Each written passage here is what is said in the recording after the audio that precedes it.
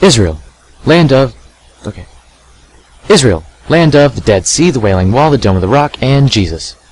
And yet when we see Israel in the news, we see pictures of destruction, rubble, protesters, and political cartoons, which, for the record, are meant to be serious. But when you get past all of that, it all boils down to one term: the Israeli Palestinian Conflict. But what is the Israeli Palestinian Conflict? Let's start with the question, who are the Israelis and who are the Palestinians? Well, it is generally accepted that the Israelis are the Zionist Jews and that the Palestinians are the Arab Muslims. But why do they fight? Let's go to the map. Here is the Roman Empire, which housed the Romans around the year 1 AD, or CE, whatever you want to call it. Here is the Roman province of Judea, where all the Jewish people were and lived at that time. The Roman people, who saw these people as a threat, decided that being Jewish should be illegal. So what did the Jewish people do? They fled north to Europe, spreading Judaism where they went, eventually settling in places like Eastern Europe, Poland, Germany, Italy, and France. And I would say Spain, but the Romans have to be trolls and put their speech bubble in the way. Much later, around the year 476 AD, the Roman Empire is now gone, which means that there are... Or CE, yes, thank you. The Roman Empire is now gone, which means that there are no more Romans, which means that there is no more speech bubble, which means that the now defunct empire has split into the Byzantine Empire and the West Roman Empire, which is not at all important to this topic. With the Romans a thing of the past, Judaism can spread everywhere, including, yes, Spain. Much, much later, around the year 638 AD, the Arab Muslims come in from the south, from the Arabian Peninsula, to take over the Holy Land. And they take over the Holy Land and then some. They take over the entire southern Mediterranean coast. Much, much, much later, Hitler and friends, assuming he had any, invaded Poland in 1939.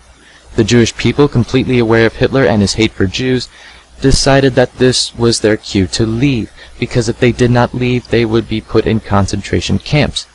But the question that was raised a lot was, where would they go? Israel, the land of their ancestors. Meanwhile, in Palestine, when World War I ended in 1918, the British took over the Ottoman Empire, which at the time included Palestine, which is included modern-day Israel.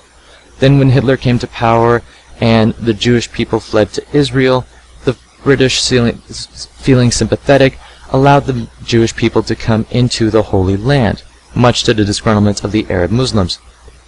This caused some conflict between the Arabs and the Jews, and the British, trying to stay out of the middle of a really, really bloody conflict, gave control of Palestine to the UN in 1946. Here's a map of how much land was owned by the Palestinians before the British left. So while the Arabs and the Jews were arguing to the UN over who should occupy Palestine, the UN decided to make Israel a country. Much to the disdain of the Arab Muslims and to the joy of the Israelis. Of the two governments, the Israelis would have control over the Palestinians. The Palestinians saw this as a rip-off, and the UN proposed the two-state solution. So back to the map. Here is before the British left, and here is a year later, in 1947, when the UN proposed the original two-state solution. The Palestinians, opposing the making of Israel into a country, called in some allies. This would lead to the war of the 1948. Palestine called in all the countries that bordered Israel: Lebanon, Egypt, Syria, Jordan, and Iraq, and asked for help in kicking out the Israelis. The countries agreed, starting the War of 1948, which was Israel versus every country that bordered it plus Palestine. And guess who won this war? Israel, mainly because the other countries had poor communication and that they lacked better weaponry. However, Israel did not get off scot-free. They lost the Gaza Strip to Egypt and the West Bank to Jordan and the Golan Heights to Syria. And what of poor Palestine? They got to stay in the Gaza Strip and mainly the West Bank with Jordan, which would be the headquarters for the Palestinian Liberation Organization, but I will get to that in a bit. Back to the recap with the map. This is before the British left, the plan made by the UN, the War of 1948 occurs, and we are left with this. Up until 1967, replace all the land in Gaza with Egypt and the land in the West Bank with Jordan. So about some 20 years later, in 1967, the Palestinian tries again, and this time Lebanon does not participate. So in 1967 we have the Six-Day War, which lasted, of course, obviously, 6 days. Israel versus everyone it fought against in the first war, minus Lebanon. So guess who won this war? Israel. This time because they attacked before everybody else was even ready, and in doing so, all the land that they got from Egypt, Jordan, and Syria was now theirs. Well, they also got the Sinai Peninsula from Egypt, but they had to give it back to them as part of a peace treaty in 1979. Now, time for the recap with the map. This is before the British left in 1946. Here's the UN's original two-state solution idea. These are the borders of Israel and Palestine until 1967, and Israel then controls all of that, and this was a few years ago in 2010. Keep in mind that there are still two governments here, with Israel controlling their land and Palestine controlling theirs. However, Palestine does answer to the Israeli government. So why would two governments divide up one land? Why?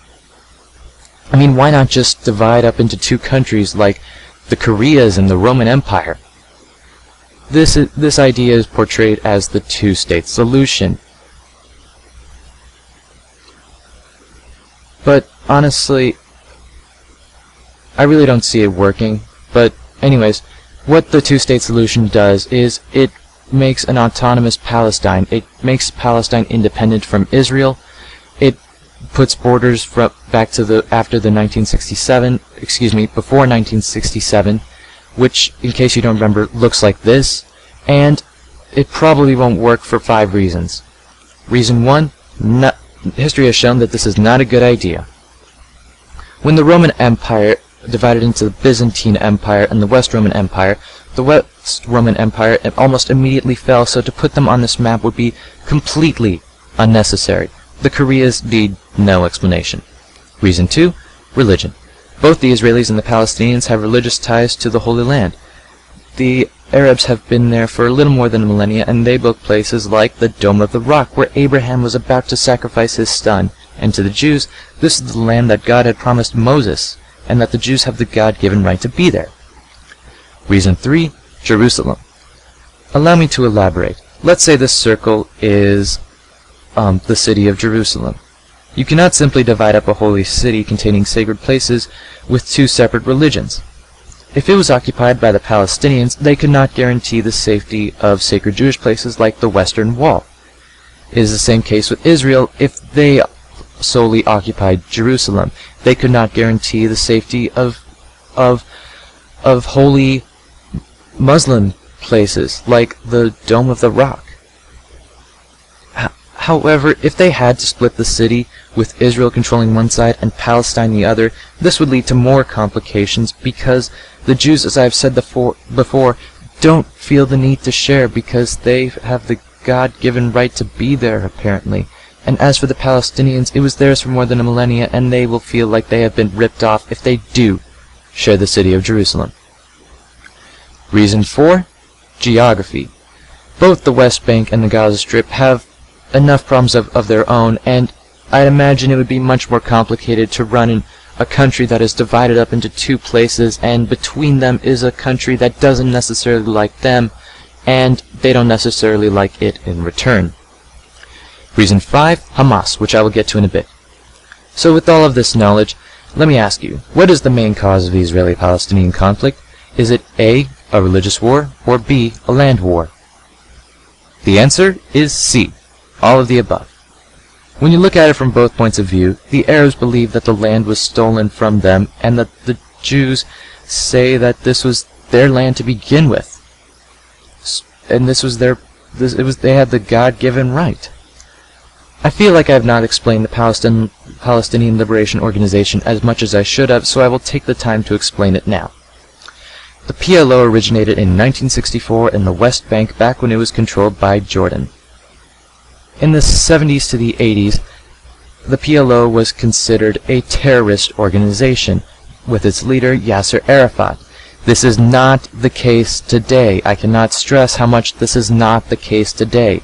They were no longer deemed a terrorist organization since the 1993 Oslo Accords. This was a peace talk between the Israeli government, the PLO, with a U.S. negotiator. If you're wondering why they're called the Oslo Accords, it's because it took place in Oslo, Norway, because Norway is such a peaceful nation, providing, of course, you disregard the Vikings who were not as peaceful. So, the peace talks happened like this. You have the PLO, the Israeli government, and the U.S. all in the same room. Now, what this accomplished exactly was, well, Israel would recognize Palestine's autonomy, and Israel would no longer have a presence in the Gaza and the West Bank. They would make those areas completely autonomous, except for border control, which is still that case today. As for Palestine, they would renounce terrorism and acknowledge Israel's right to exist. Naturally, this did not blow over well for the entire PLO, so they divided up into two factions, Fatah and Hamas. Fatah was the single party of the PLO until 1993, and they abide by the Oslo Accords. They're the sole faction of the PLO until the peace accords happened. Fatah is not restricted to Muslims only. They do involve some Jewish members. Fatah is willing to abide by the two-state solution and is still to this day the main faction of the PLO. Also, they're based in the West Bank. Yeah.